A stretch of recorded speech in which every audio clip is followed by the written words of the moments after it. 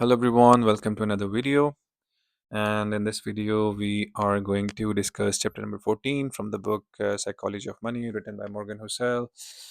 And the name of the chapter is You Will Change.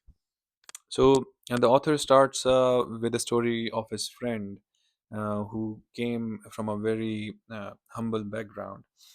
And he was a very hardworking guy, very driven, and that person wanted to be a doctor. And after years of hard work and his soul willpower, he was actually able to become a doctor, even though he was a decade older than most of his classmates. Um, but when the author got in touch with his friend after some time, and then that person actually was not very happy in where he was today. So the thing was, he was actually as disappointed in where he is today as he was driven towards where he wanted to be 15 years ago.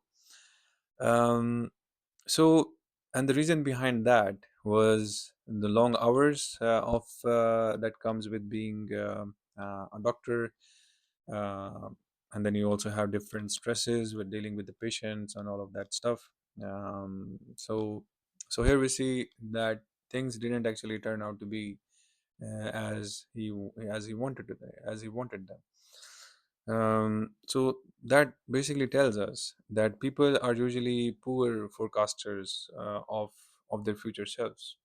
You might think that if you get this, or if you become this, for example, then you're going to be happier in the future, but that's not usually the case. And the thing is, goal planning on paper looks very fun and easy, but the thing is, like, when you add the realistic stresses of life into the equation, then the pursuit of those goals actually becomes a little bit more difficult.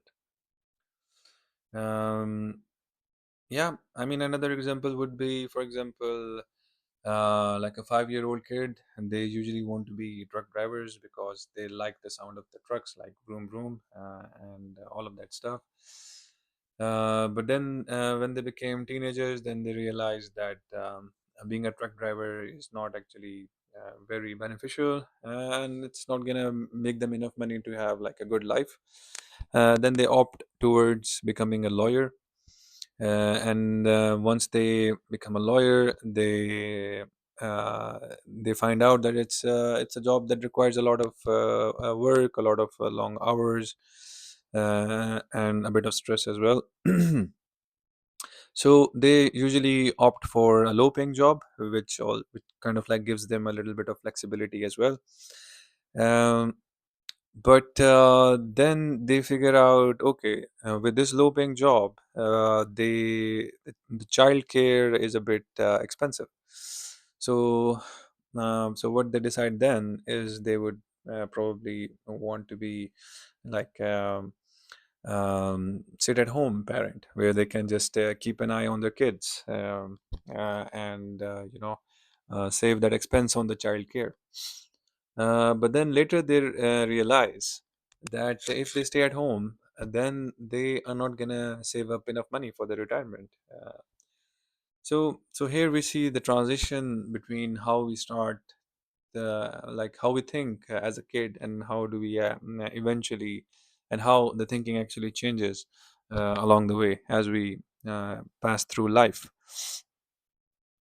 So yeah, so I mean, like a 30-year-old new parent would have different priorities in their mind compared to a person who is like 18 years old and they're starting to plan their career, right? So that's a very common thing when it comes to our plannings and our forecasts. So the thing is, it's one thing to admit that you don't know what the future holds, but it's another thing to actually realize that you yourself are not entirely sure how you are going to be in the future as well. And there is another common thinking error that people usually go through, which is called the end of history illusion. So this is basically the tendency for people to be keenly aware of how they were in the past, but to actually underestimate how they are going to be in the future. Because in the future, they underestimate how their personalities are going to change, how their goals are going to change, and how their desires are also going to change. So this is the end of history illusion that, yeah, as I've explained before.